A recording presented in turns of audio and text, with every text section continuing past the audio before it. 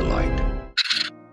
Hey y'all, welcome back to Dots and Beyond. If you are new here, my name is Beth, and today we are setting up June in my work bullet journal.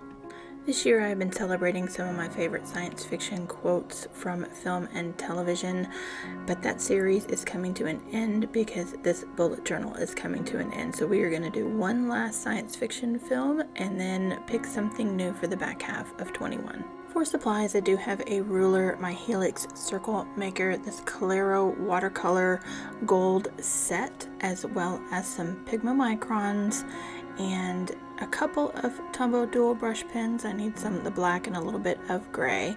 And then, of course, I am bringing in a surprise if you watched last month's video. That is the Sakura Pen Touch Gold Paint Pen, and I'll explain myself a little bit later. But I really just refused to let this pen get the better of me. Okay, so let's open it up and get started. As you can tell, I am flipping back to the last few pages that I have of this journal, and our theme for this month is the film Interstellar.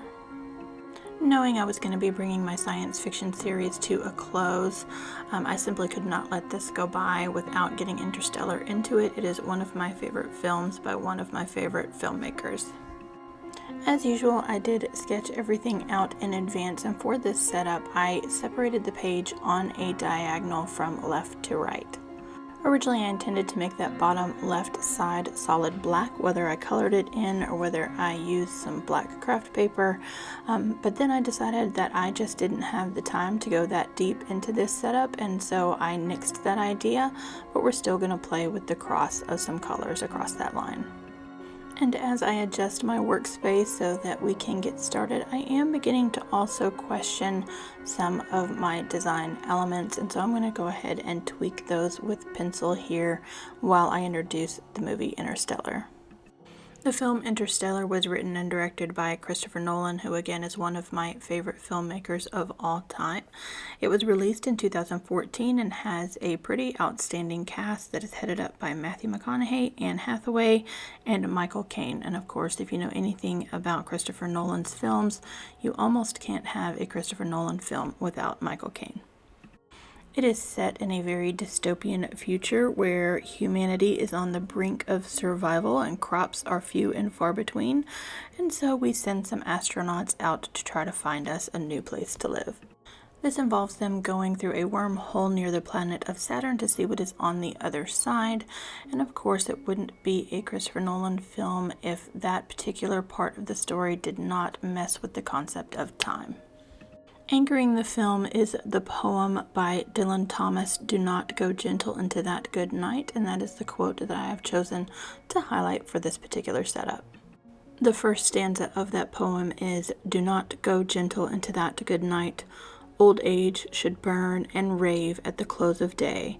Rage, rage against the dying of the light."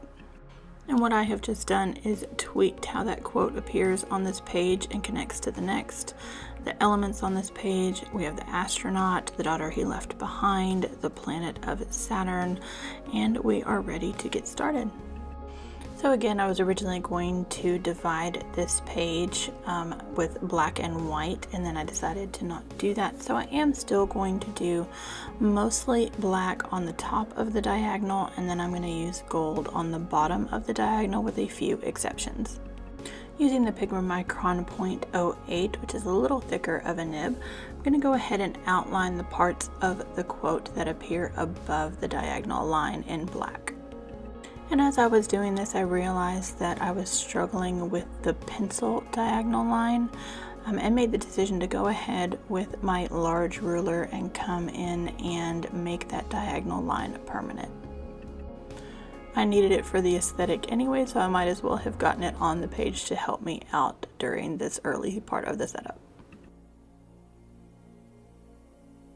With that in place, I will go ahead and outline everything that needs outlining in black, with the exception of our little planet cluster moment in the top right corner, as that's going to take a little more effort.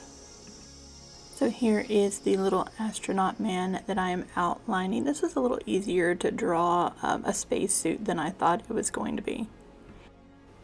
I will fill him in later, but now that that's on the page, we're going to do the part of the June header that sticks above the diagonal line.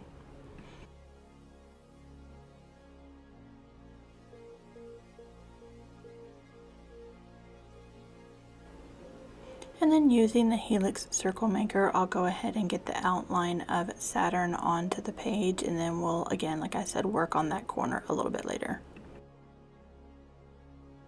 Originally, I was going to have everything below the line be solid gold, but I decided I needed to make this little girl, who is the astronaut's daughter, black as well, just so that she would stand out a little better on the page.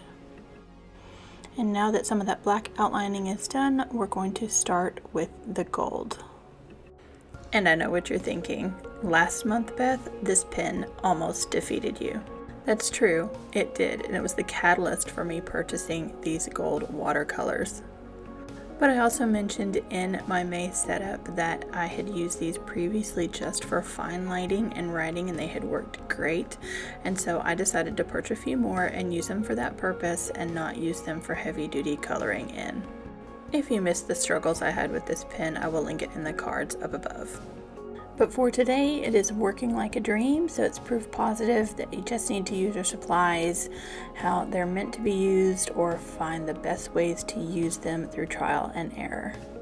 As I mentioned, the concept of time is a very strong theme in Interstellar, and then there is also a bookcase on Earth that plays its own strong role in the film, and so I have this astronaut pushing some books off that bookshelf, and then they are curving in the arc like they are a clock. As I get everything colored in with the solid black or solid gold, I am very well aware that the lights are sort of masking that gold on the left side. I will lift up the pages here in a little bit and show you that those do show up really great. It's just with the lights in the camera, they're not showing up so great at the moment. But I also decided I needed to thicken the lines of my font just a little. They weren't standing out as strongly as I would have liked, and so I did that with both the black side and the gold side. And I also added a second layer of gold watercolor to the bottom of the word June. And now we are going to tackle these grid lines that I have behind Saturn. This is more of an artistic element, but of course with the astronauts going through a wormhole that was located near Saturn, sometimes in our older television and science fiction shows, that sort of journey was illustrated with sort of a graph that then warps into curved lines, and so that's why I put this behind Saturn. And that is the cover for June. I'm going to tuck a page of scrap paper in between these pages just to make sure there's no paint bleed over, and start on my calendar. I do like a linear calendar in my journal, but I'm going to give this one a little bit of a twist. I numbered the days of the month with that gold pentel, and as you see, as I come across with the Tombow dual brush pen, that black just separates around that gold like a dream. But I wanted this calendar to not only be functional but have a small artistic element to it, so I have this clock at the bottom with the rays coming up. I wanted to get the other half of my quote onto this spread as well. This will be the last spread that I set up before the weekly. I'm keeping it very simple for June. And this spread is my standard work shift tracker. Again, I do have work from home days now, days I'm on site with an event, or days that I'm just in the office. So I track the hours that I work, all of those things, as well as a scale of 1 to 10 on my stress level for any given day. And I have had some requests to do this a little slower, and so I'll probably do a short or mini video that explains how I use that setup. Moving on to my first weekly, and I have already pre-added a sort of additional page using a white piece of paper from this Archer and Olive notepad, because I don't have enough pages really to fully get through June in this bullet journal, and I thought that this would be some help. I already had this white and gold washi tape, so we're going to use it to its best advantage. These weekly spreads in my work journal are leaning definitely towards more function and less beauty, but I do still want them to look good. So on the left page we have my mini calendar, a spot for goals, as well as a small section for each day. On that insert that I added into the middle, again, as an event manager, there's specific things that I need to get done. So on the front side, I have contracts I need to issue, events that I need to get an agenda for, events that I need to do diagrams for, and then on the back side is my waiting on list. And then on the right page is my rolling task list, and then I've added this Monday through Sunday calendar to the right of it as well, where I can specifically list the events for the week. And then I did squeak in just a little bit of art for our theme with this hourglass that reads, "Time is relative, it can stretch, it can squeeze, it cannot run backwards." And that will wrap up this quick setup for my work journal in the month of June 2021. Flipping back to the beginning, and as you can see as I adjust this page for the light, that gold does show up a little bit better when it does not have my desk lights blaring right on top of it. And I do love how I was able to stick with my theme and yet not be overly complicated on the artistic side, which will be a running motif with my work journal moving forward for the rest of the year. I want to thank you for coming with me on this journey into the stars with Interstellar this month. If you have not yet done so, please go ahead and click that subscribe button below. And remember, you can find me on Instagram under the handle Dots and Beyond as well. Question of the day: since this series is coming to an end, please let me know in the comments below, what is your favorite science fiction film?